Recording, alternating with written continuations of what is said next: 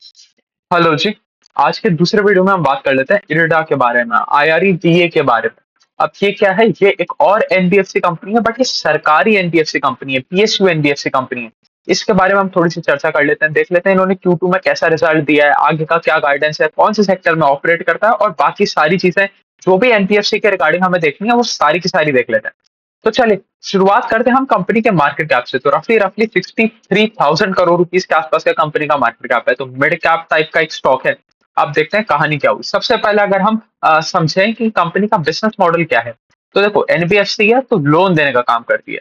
But यहीं पर इसका डिफरेंशिएटर आता है कि ये हर जगह के लोन्स नहीं देती, ये सिर्फ और सिर्फ रिन्यूएबल प्रोजेक्ट पावर प्लांट्स के लिए ही लोन देती है। तो अगर आप सरकार कोई ना कोई सोलर पावर प्लांट बिठा रही है तो उसके लिए लोन देगी, कोई विंड पावर प्लांट बिठा रही है उसके लिए लोन देगी, कोई हाइड्रो पावर प्लांट बिठा रही है उसके लिए लोन देगी।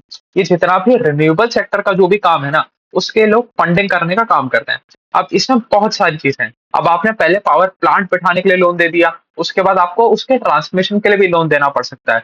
उसके बाद आपको और अदर टेक्नोलॉजीज के लिए भी लोन देना पड़ सकता है, कि जैसे ईवी चार्जिंग फैसिलिटी के लिए आपको लोन देना पड़ेगा, या फिर आप ऐसा बात कर लो फ्यूल सेल बनाने के लिए आपको लोन देना पड़ेगा, बैटरी स्टोरेज सिस्टम बनाने के लिए आपको लोन देना पड़ेगा।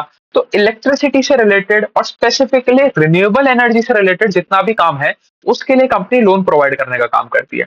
तो अभी भी ज्यादातर पोर्शन तो जनरेशन वाली साइड में ही जाता है, कि भाई आप जनरेट करने के लिए लोन दे रहे हो, कि बिजली बनाने के लिए लोन दे रहे हो। उसके बाद थोड़ा सा पोर्शन हमारा जाता है ट्रांसमिशन के लिए, और फिर एक बहुत बड़ा पोर्शन जाता है हमारा स्टोरेज के लिए, कि बचाने के लिए, कि वो जो इलेक्ट्रिसिटी बन गई है उसको कहीं ना कहीं स्टोर करके तो रखना पड़ेगा ना, तो स्टोरेज सोल्यूशन प्रोवाइड करने के लिए भी इनके बहुत सारे लोन जाते हैं।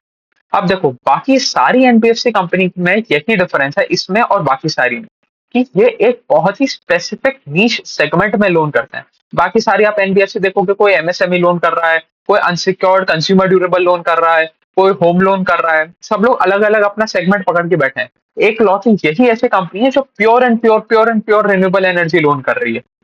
तो ये इसका डिफरेंशिएटिंग फैक्टर बन जाता है। अब देखो अच्छा है बुरा है वो हम आगे चल के थोड़ा सा समझेंगे। सबसे पहले अगर हम बात करें कंपनी के ग्रोथ मैट्रिक किस तरीके के हैं, तो कंपनी ने रेवेन्यू ग्रोथ दिखाया 38% ओवर वाई लेवल, बहुत बढ़िया, बहुत अच्छा ग्रोथ, एनबीएफसी के हिसाब से भी बहुत अच्छा ग्रोथ। 38% का ग्रोथ करना एक एनबीएफसी कंपनी के लिए एकदम एकदम ऐसा टॉप टीयर ग्रोथ माना जाएगा। अगर हम पार्ट ग्रोथ की भी बात करें तो 36% के आसपास है, पार्ट बड़ा, पार्ट ग्रोथ में भी कोई दिक्कत वाली बात नहीं है। और अगर मैं बात करूं बाकी सारे मेट्रिक की, कॉस्ट ऑफ बोरिंग का क्या हुआ, यील्ड ऑन एडवांसेस का क्या हुआ, तो ये बहुत ही स्टेबल चलते हैं। देखो क्यों चलते हैं उसके बारे में भी समझते हैं। पहली बात, सरकारी कंपनी है तो सरकारी कंपनी की थोड़ी सी स्टेबिलिटी आ जाती है। अब जैसे अगर मैं बात करूं ये फंडिंग कहाँ से उठा रहे हैं, इनका 50-50 फंडिंग मिक्स है, कि 50% हम उठाएंगे बॉन्ड से, तो बॉन्ड इशू कर रखे हैं, पैसा उठा रखा है, तो वो रेट कांस्टेंट रहेगा आपका। सेकंड चीज आपके पास हो गई कि बैंक से पैसा उठाते हैं, तो इनको स्टेट बैंक का डायरेक्ट एक्सेस है। तो स्टेट बैंक का जैसे आपके पास एक्सेस होता है तो आपका सबसे इंडस्ट्री में सबसे लोएस्ट कॉस्ट ऑफ बोरिंग हो जाता है, तो वहां पर भी आपको ज्यादा दिक्कत आती नहीं है।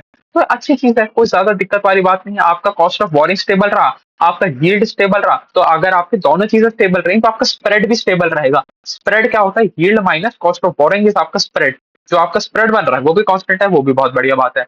आप अपने एफिशिएंसी पैरामीटर बढ़ा रहे हो, आपका जो जो भी आपका निम्स है वो इसलिए एक्सपैंड भी हो रहा है। तो अगर हम देखें तो 2.8% के आसपास से निम्स एक्सपैंड होकर 3.3% पे आ गया। वाई वाई लेवल पे भी हमें निम्स पे एक्सपेंशन देखने को मिला, और क्वार्टर ऑन क्वार्टर लेवल भी हमें निम्स पे एक्सपेंशन देखने को मिला। तो ये भी बहुत बेहतरीन चीज है, यहाँ पर भी कोई दिक्कत वाली बात आ नहीं रही। अगर हम बात करें कि अभी 6 टाइम्स लेवरेज है। अब देखो 6 time leverage is the upper limit for an NBFC. अगर हम देखें कि 7 7 गुना 8 गुना 8 गुना से ऊपर आपको कोई भी ज्यादा एनबीएफसी जाते हुए देखने को मिलेगी नहीं। बैंक्स की अलग सिनारी होता है, बैंक्स क्या है 10 टाइम्स 12 टाइम्स 14 टाइम्स लेवरेज भी चले जाता है। बट एक एनबीएफसी के लिए 6 7 गुना 8 गुना से ऊपर एनबीएफसी लेवरेज जाती नहीं है, करती ही नहीं है। अब तो इसका मतलब क्या है कि अपने लेवरेज के तो ऑलमोस्ट हायर एंड पे पहुंच गए हैं। तो यहाँ से आप ये 1 टाइम लेवरेज और बढ़ा लेंगे, तो उससे क्या होगा, सिर्फ इतना ही काम हो सकता है कि आपका आरओई में आपको थोड़ा सा और बूस्ट देखने को मिलेगा। अब इनको आरओई में नेक्स्ट लेग ऑफ ग्रोथ लेके आने के लिए अपना आरओए बेटर करना पड़ेगा। अब आरओए बेटर करने के लिए आपको क्या करना पड़ेगा, आपको ज्यादा यील्ड का लोन देना पड़ेगा, वो आप दे नहीं सकते, क्योंकि आप end of the day they भी सरकारी कंपनी को ही लोन दे रहे हो।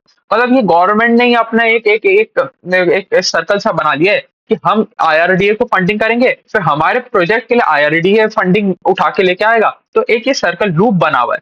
तो इसलिए आपका यील्ड भी बहुत ज्यादा रेट पे नहीं बढ़ सकता और आपकी कॉस्ट ऑफ बोरिंग भी बहुत ज्यादा रेट पे कम नहीं हो सकती। तो अब आपका इतने के आसपास का ही आरओई बना रहेगा। अब देखो, अब आ जाती है प्रॉब्लम वाली बात। अब हमें पता चल गया कि भाई इनका 38% के आसपास का इनका ग्रोथ है, तो हम लेके चलेंगे भाई 35% के आसपास का कंपनी ग्रोथ कर रही है। अब अगर जो भी कंपनी 35% के आसपास का ग्रोथ कर रही है, उसको हमें कितना प्राइस टू बुक मल्टीपल देना चाहिए, वो हमें थोड़ा सोचना पड़ेगा। अभी जैसे ये ट्रेड कर रहा है almost 7 times 8 times price to book. 8 times price to book एक एनबीएफसी कंपनी के लिए बहुत ज्यादा होता है, बहुत ज्यादा होता है। हमारे पास ऐसी ऐसी कंपनी हम पढ़ चुके हैं Q1 में, जो गाइडेंस दे रही है कि हम नेक्स्ट 3 साल में अपना अपना जो एयूएम है उसको 10 गुना कर देंगे या 15 गुना कर देंगे। इतना तगड़ा ग्रोथ रेट आ रहा है। उन कंपनियों का भी प्राइस टू बुक 7 नहीं है, 8 नहीं है। अभी जो लेटेस्ट जो बजाज हाउसिंग फाइनेंस का लिस्टिंग हुआ है, वो भी 8 टाइम्स प्राइस टू बुक पे है और वो भी बहुत ओवर वैल्यूड है। अब देखो, कहानी वही है कि आपको क्या इस लेवल पे वैल्यूएशन सही लगता है, कंफर्टेबल लगता है, तब आप इसके बारे में सोचो कि भाई आपको खरीदना है या नहीं खरीदना है। बट एक एनबीएफसी कंपनी जो ऐसे सेक्टर में लोन प्रोवाइड कर रही है जिसका खुद का आगे जो ग्रोथ है वो अनसर्टेन है थोड़ी सी। देखो, ठीक है, हम शिफ्ट होंगे रिन्यूएबल एनर्जी की तरफ, सोलर प्लांट और भी ज्यादा बिठाए जाएंगे, but end of the day solar plant को उतना रिटर्न बनाना पड़ेगा कि भाई वो अपना लोन रीपे कर दे। अब जैसे अगर मैं बताऊं, इनका यील्ड आ रहा है 10% के आसपास का, तो जो जो जहां पर प्लांट बन रहा है वो प्लांट को 10% से ज्यादा का यील्ड निकालना पड़ेगा। तो क्या एंड ऑफ द डे वो वाला इंडस्ट्री 10% से ज्यादा का यील्ड निकाल पा रहा है क्या? अगर नहीं निकाल पाया तो इनके सारे के सारे लोन डिफॉल्ट हो जाएंगे, ये प्रॉब्लम होगी। अगर अभी भी हम क्रॉस एनपी नेट एनपी इनकी एसेट क्वालिटी की बात करें, तो बहुत बेहतरीन एसेट क्वालिटी है। एसेट क्वालिटी ना आज के दिन भी दिक्कत वाली बात नहीं है। इनका अगर मैं आपको ग्रॉस एनपी नंबर बताऊं, वो भी इंप्रूव किया on a Y level as well as on quarter on quarter level. और net NPA quarter on quarter level पे तो फ्लैट रहा, वाई लेवल पे वो भी इंप्रूव किया। तो नेट एनपीए तो इनका है 1% के आसपास का और ग्रॉस एनपीए है 2.19% के आसपास का। तो अभी तो एसेट क्वालिटी में कहीं भी दिक्कत नहीं आ रहा, क्योंकि अभी पीछे से गवर्नमेंट स्पेंडिंग आ रहा है। गवर्नमेंट इंफ्रास्ट्रक्चर केपेक्स स्पेंडिंग बहुत ज्यादा कर रहा है। अगर ये केपेक्स स्पेंडिंग वाला साइकिल टूटा, तब इस कंपनी को थोड़ा सा दिक्कत आ सकता है। ये चीज हमें दिमाग में रख के चलना है। और एक और चीज सोचनी है, आपको रिलेटिव वैल्यूएशन देखना है कि अगर आप बाजार में जा रहे हो और किसी दूसरी एनपीएफसी कंपनी को पकड़ रहे हो, तो दूसरी एनपीएफसी कंपनी इससे ज्यादा रेट पे ग्रो करने की कोशिश कर रही है, इससे ज्यादा ग्रोथ लेके आ रही है, इससे ज्यादा स्टेबल बिजनेस मॉडल है, और वो मिल रही है आपको 3.5 times price to book, 4 times price to book, max to max. 4 times price to book वाली कंपनी भी आपको 3 साल में 10 गुना एयूएम करके दे रही है, और यहाँ पर एक 7-8 टाइम्स प्राइस टू बुक वाली कंपनी है जो आपको कह रही है 35% का मैं ग्रोथ लेके आऊंगी। 35% ग्रोथ है, 2 साल में डबल करने की बात हो रही है यहाँ पर। तो ये चीज समझ के चलना पड़ेगा। तो रफली रफली क्या होगा, 4 साल में 10 गुना कर रहे हैं ये।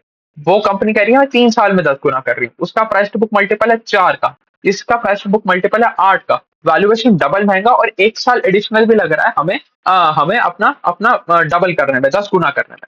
तो ये सारी चीज समझ के चलना पड़ेगा। तो चलिए, मोटी मोटी कहानी तो सारी यही थी इनका। अब अगर हम फाइनली देखें कि भाई इनके कहाँ कहाँ पर प्रोजेक्ट चल रहे हैं, जोग्राफिकल कॉन्सेंट्रेशन क्या है और कौन कौन से सेक्टर में सबसे ज्यादा कॉन्सेंट्रेशन है, उसके बारे में बात कर लेते हैं।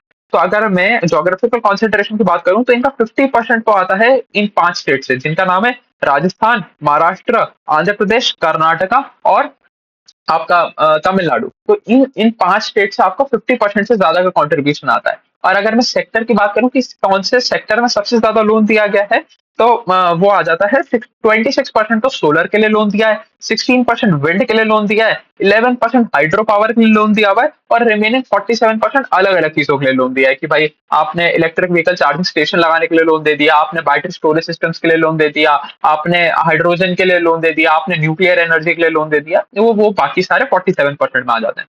तो चलिए, मोटा मोटी यही कहानी थी इरिडा की। अभी के लिए इतना ही रखते हैं। Thank you.